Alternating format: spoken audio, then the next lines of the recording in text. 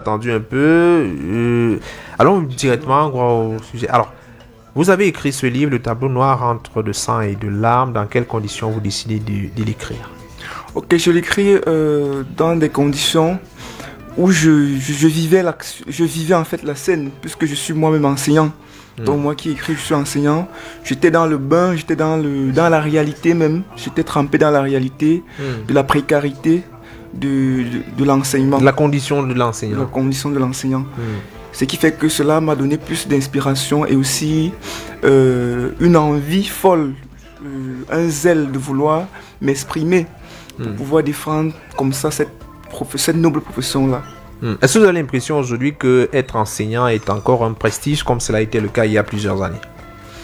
Bon, je dirais tout de go, non, pas vraiment, surtout dans notre pays. C'est devenu vraiment un métier très ingrat, à la limite très ingrat. Et quelles sont les difficultés notamment? C'est vrai qu'on en a quand même énuméré pas mal, mais celles que vous considérez comme les plus urgentes? Celles que je considère comme les plus urgentes, je vais devoir faire un petit parallèle pour parler des points sur lesquels j'ai insisté. Il y a d'abord le primaire, le secteur de l'éducation de base, c'est vraiment le parent pauvre de l'éducation. C'est-à-dire qu'on a les enseignants qui ont une charge de travail très élevée, celle du primaire notamment, de lundi à vendredi. Ils ont pratiquement 8 à 9 heures par jour. Et hier même, je causais avec une enseignante. Ils ont dans les zones rurales, ils ont parfois 15 000 le mois. Et ils sont obligés de travailler dans des conditions... 15 000 le mois? Oui, 15 000 le mois. De lundi à vendredi, vous imaginez. Et vous connaissez le degré de travail, la charge du travail qui est élevée. Il y a d'abord, c'est-à-dire, on regarde généralement le travail qui est en salle, mais il y a aussi le travail préparatoire. Exactement. Donc il y a ce travail préparatoire, préparer les fiches, préparer le cours. Et l'autre pan maintenant, c'est ceux des enseignants vacataires. Ça, c'est ceux sur lesquels j'insiste beaucoup. Donc c'est-à-dire ceux qui sont formés mais qui n'ont pas eu la chance d'être recrutés par la fonction publique. Et le troisième pan, c'est ceux qui sont dans les zones de guerre, les zones dites des zones d'éducation prioritaire et les zones de guerre comme ceux de Bamenda. Il y a un cas par exemple comme Papangwa, le cas de l'histoire de Papangwa qui vit dans la zone anglophone, où ils vivent dans des conditions de troubles, où il y a la guerre, il y a le ghost town. Et ceux même de Bamenda, de Boya, du Nord, donc ceux des zones septentrionales, avec les exemptions du terrorisme guerriste, dont ils vivent parfois loin de leur famille, dans les conditions de guerre, c'est-à-dire il y a des coups de feu partout, parfois ils sont kidnappés, parfois même tués. L'histoire même de cet homme-là, je crois qu'il finit par succomber dans l'histoire. C'est-à-dire que parce qu'il a désobéi à un mot d'ordre de grève, finalement il est tué. Alors quelquefois vous parlez des histoires vécues. D'abord l'histoire de M. Tchakonte, ce jeune enseignant qui a été tué au lycée de Colbison. Vous parlez également... Moi, j'ai plus rien reçu. Il n'y a même pas de solidarité. Mais vous venez au travail tous les jours? Je venais au travail. Il n'y a pas de solidarité dans le corps. C'est-à-dire que nos chefs d'établissement ne nous soutiennent pas. Il y a les APE, il y a... Tout à l'heure, l'autre jour, on faisait le concours d'entrée en seconde. C'est-à-dire que dans la plupart de nos établissements, il y a les entrées d'argent. Il y a même nos supérieurs sont payés, ils ont leur salaire régulièrement. Mais les vacataires, les ECI n'ont rien. On est parfois obligé de commander à gauche, à droite, parfois parasiter même en famille. Appeler encore papa, appeler encore Est-ce que c'est facile pour les parents, lorsque vous vous rapprochez encore, après des années de formation, vous dites papa j'ai envie de ci ou de ça, est-ce que c'est évident pour eux? Alors qu'on pensait que la pauvreté, on pensait que c'était un enfant qu'on avait déjà en moins en termes de charges. C'est pas facile du tout, c'est pas facile. C'est vrai quand même que dans mon cas, je suis quand même de temps en temps soutenu. Mais très souvent, quand papa te soutient, il te lance aussi des mots un peu durs. Il va te dire, mais tu es déjà un grand, mais tu peux faire c'était ta faute? Non, c'est pas de ma... Justement, d'où donc cette initiative. Parce qu'il faudrait que... J'ai proposé des solutions, il faudrait qu'il y ait même un minimum, quelques clauses. C'est-à-dire que même le proviseur essaye de comprendre. Parce que je crois que cette mesure-là, c'est pas une mesure, c'est pas adopté dans les textes. Mais il faudrait que par humanisme, que les enseignants, les encadreurs, c'est-à-dire ceux qui les décideurs, les proviseurs, les principaux, tout ça, prennent des mesures pour accompagner aussi le gouvernement. C'est vrai, on sait que le gouvernement a fauté, mais il faudrait aussi, parce que généralement, c'est ce qu'ils disent que l'État, quand l'État ne vous donne rien, vous voulez que je fasse comment? Que retire l'argent de mes propres poches. Mais c'est ce que les proviseurs disent souvent. Alors, j'ai quand même noté un élément très important dans l'ensemble de vos histoires, c'est que il y a ce manque de solidarité entre enseignants. C'est-à-dire qu'il y a des enseignants qui sont déjà pris en solde et qui considèrent que cette affaire, c'est pas leur affaire. C'est pas leur affaire, exactement. Donc, à vous vraiment de vous battre comme vous faites. Je prends l'exemple, j'ai des anecdotes comme ça. Parfois, tu n'as même pas le taxi. Bon, il y a quelques rares collègues, parce qu'il y a quand même dans cette vie, il y a quand même des personnes de bonne moralité, un peu partout, mais c'est très rare. Il y a des enseignants même qui se moquent, ils disent que mais va faire les chantiers, tu es un homme, va faire ci, fais ça. Donc vous êtes parfois abandonné à vous-même, parfois obligé de faire d'autres jobs, parce que parallèlement quand même je fais ce qu'on appelle les répétitions, c'est avec ça que parfois je... Vous arrivez à joindre les deux bouts. C'est même pas évident, mais j'arrive quand même à avoir ma petite pitance. Donc il n'y a pas de solidarité. Alors il y a le syndicalisme. Vous avez dit quelque part, vous avez quand même cité un exemple que tout le monde connaissait, Jacques Bessala, qui avait à un moment donné porté le mouvement. Les enseignants, je crois que c'était des enseignants indignés. Du Cameroun. Du Cameroun. À un moment donné, il s'est passé ce qui s'est passé. Il a été appelé à la table. Et plus tard, il est même parti du Cameroun pour aller au Canada, où il touche le 1 million de francs CFA pour enseigner. Exactement. En fait, je dirais que la situation des enseignants est... Bon, la faute, on le sait tous, c'est l'État, mais c'est aussi encouragé par le manque de solidarité des enseignants. C'est-à-dire que le syndicalisme, les leaders syndicaux, parfois, luttent pour eux-mêmes. C'est-à-dire que quand ils arrivent à la table des négociations, il y a des compromis faits par le gouvernement. Et puis parfois, ils oublient même ce pourquoi ils étaient venus. C'est-à-dire qu'il y a des enveloppes qui circulent. Ah, ça, vous le savez. Il y a des enveloppes qui circulent. Et parfois, je ne veux pas commettre de mauvaise foi. Il y a des choses qui ont été beaucoup faites. Ça, il faut le reconnaître. Quelles sont les améliorations que vous avez, par exemple, notées? Par exemple, au niveau de l'accélération des procédures. C'est-à-dire, aujourd'hui, on parle de aigle, avant, vous pouvez attendre même 5 ans, 10 ans sans salaire. Aujourd'hui, quand même, après 2 ans, après 8 mois, certains ont leur salaire. Mais sauf qu'il y a encore beaucoup de choses qui méritent d'être faites. Mais là où j'insiste sur le syndicalisme, c'est parce que beaucoup de leaders syndicaux, ils font semblant d'être parfois avec la foule, mais quand ils arrivent dans les bureaux administratifs, chacun discute pour son intérêt personnel. Et déjà, je vous ai parlé de cette césure entre le primaire, le secondaire et le supérieur. C'est-à-dire qu'il n'y a pas d'entente. Le primaire trouve que le problème du supérieur ne me concerne pas. Donc chacun est dans son camp. Oui. C'est-à-dire que le professeur d'université trouve que le primaire, moi je n'ai rien à voir avec le primaire, même s'ils font 5 ans, 10 ans sans être intégrés, c'est pas mon problème. C'est leur affaire. C'est leur affaire. Que moi je suis professeur du supérieur. Et donc et cela fait en sorte que l'État ne peut pas gérer le cas de tout le monde à la fois. Parce que personne n'est sympathique, personne n'a de l'empathie pour l'autre. Donc chacun combat pour lui. J'ai par exemple vu le cas de Tchakounte où j'ai entendu certains professeurs d'université dire que qu'est-ce que lui aussi faisait comme ça là, comment il pouvait prendre celui de riposter à un élève délinquant. Donc les gens l'ont carrément parfois même jeté en pâture. Que non, il aurait pu aller faire même d'autres choses, la moto. Mais j'ai trouvé ça quand même un peu indigne. Oui. Donc certains enseignants même trouvaient que ce qui lui est arrivé était normal. Peut-être en brandissant la pédagogie, les méthodes de discipline, comment est-ce qu'il faut faire, il faut interpeller le surveillant général. C'est ce qu'on a écouté dire. En fait, c'est cela. Mais est-ce que la réalité du terrain est toujours la même? C'est pas toujours évident. Le cas de Tchakounte, là-bas, je parle même même pas de légitime défense. Là-bas, je parle d'une sorte de...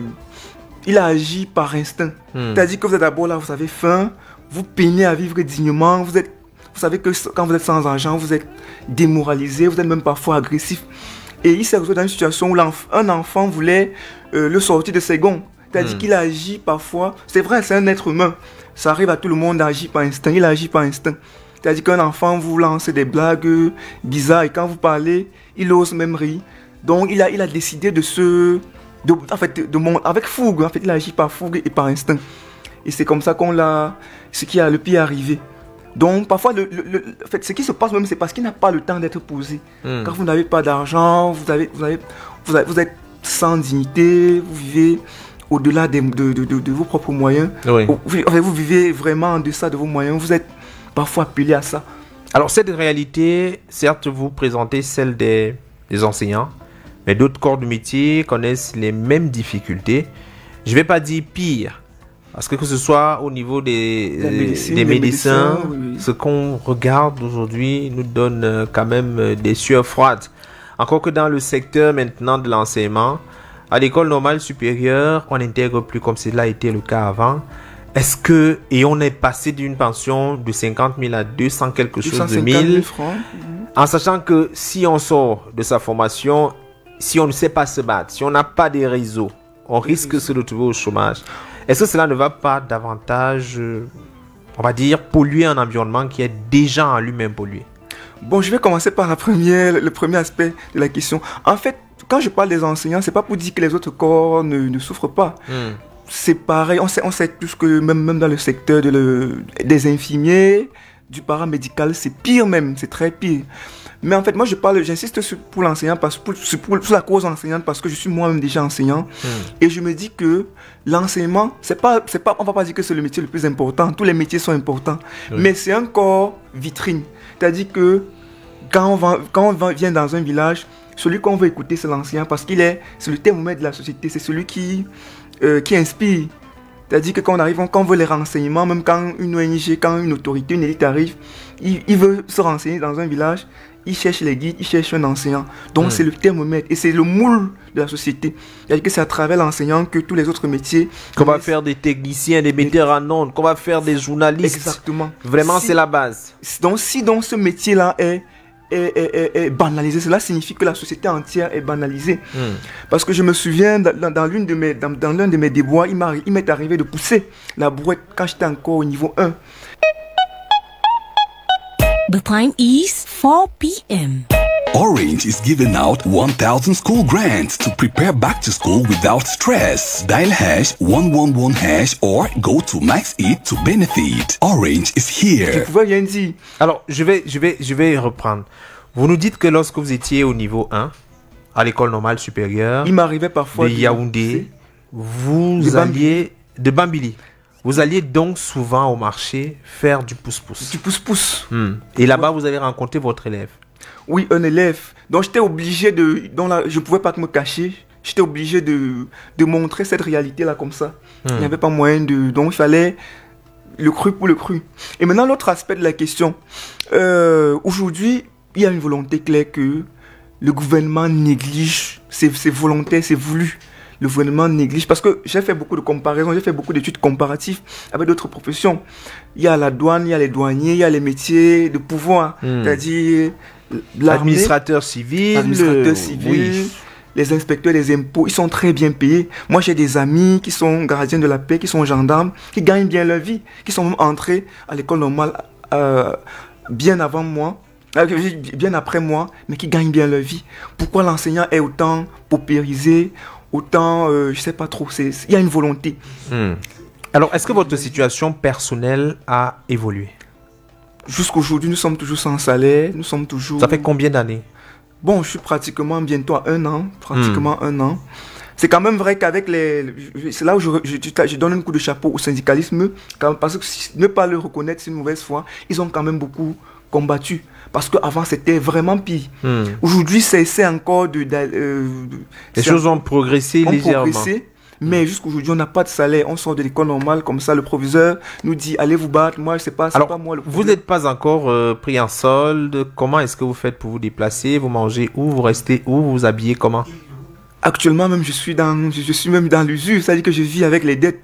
Bon, quand même, comme je l'ai dit tantôt, je fais les répétitions, je fais des petites activités parallèles pour pouvoir vivre. Mais jusque-là, c'est pas toujours facile parce que déjà, je suis dans une zone rurale, à pratiquement une vingtaine de kilomètres de Yaoundé. Voilà. Je suis même chanceux parce que là, il y a des gens qui ont été affectés. Est-ce que vous habitez là-bas? Vous habitez là-bas en permanence? C'est vrai. Bon, je suis à Yaoundé pour le moment, donc je suis constamment à Yaoundé. Et là-bas? Et là-bas. D'accord. Dans ces conditions, est-ce que vous arrivez à comprendre ceux qui décident de prendre par exemple la mer? Parce qu'à l'intérieur, on vous a vu lire un peu comme s'il y avait une forme de résignation de ceux qui décidaient d'aller ailleurs parce qu'ils se disent que c'est mieux là-bas.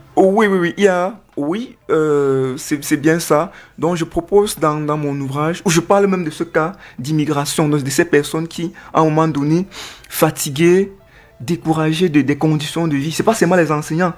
C'est légitime. Là, je trouve même cela comme une légitime défense. C'est légitime. Quand vous faites 5 ans sans salaire, voilà Amidou qui a fait 10 années, 10 bonnes années. Il meurt même parce qu'il n'avait pas l'argent pour se prendre, pour se soigner.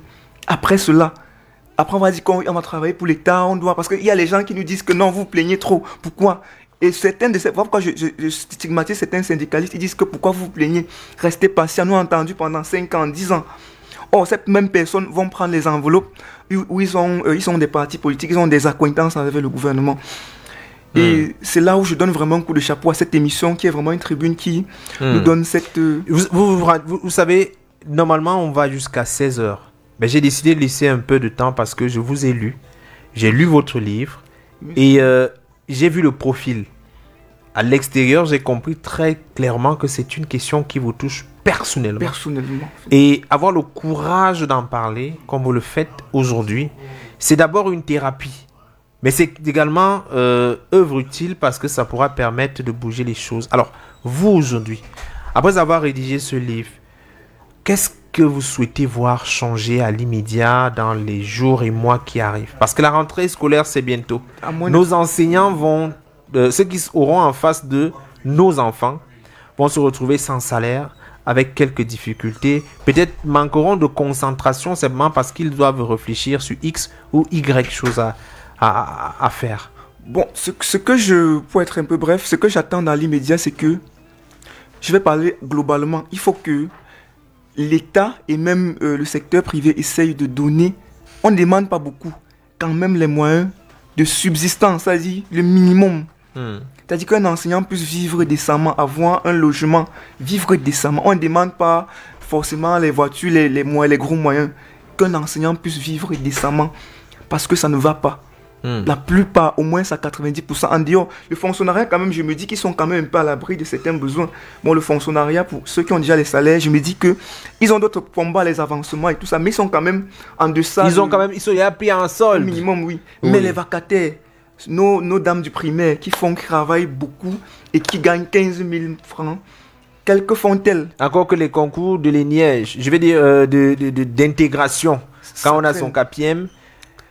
Quand vous allez dans les différents centres d'évaluation, lorsqu'il y a effectivement des recrutements, vous voyez le nombre de personnes. Il y a son nombre de au lycée, à une époque c'était au lycée Leclerc, de l'autre, maintenant c'était vers Chinga, l'école, je crois, il y a l'école en face de l'école de police là. Je crois le lycée de... Non, c'est Leclerc, le lycée général Leclerc. Oui. Le LBA, le lycée bilingue d'application. Oui. Donc, il y en a quand vous voyez le nombre de personnes, vous êtes inquiet. Exactement. Et au niveau des places, les places sont très réduites. Les places sont très réduites. Et même vous connaissez le Cameroun, ça dit que généralement, là, la plupart du temps, c'est par le réseau qu'on y accède. Parce que beaucoup de méritants, beaucoup de candidats braves, parfois se voient écartés. Actuellement, ça se paye. Je ne trouverai pas... Vous ne connaissez pas le montant parce que vous avez décidé de faire les choses bien. Bien, exactement. Parce qu'il faut le dire. Ça se paye, ça se monnaie. L'intégration au Cameroun, ça se monnaie.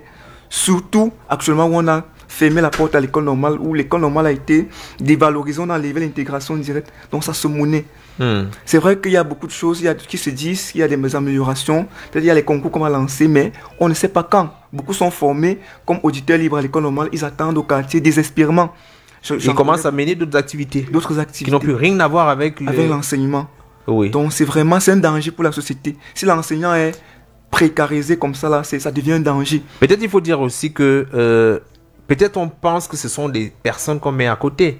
Mais si le Cameroun a pris beaucoup d'années pour former une personne, un enseignant, parce qu'on a vraiment pris du temps. Pris du temps pour former. C'est quoi? C'est pratiquement 18 années sur les bancs. Sur les bancs.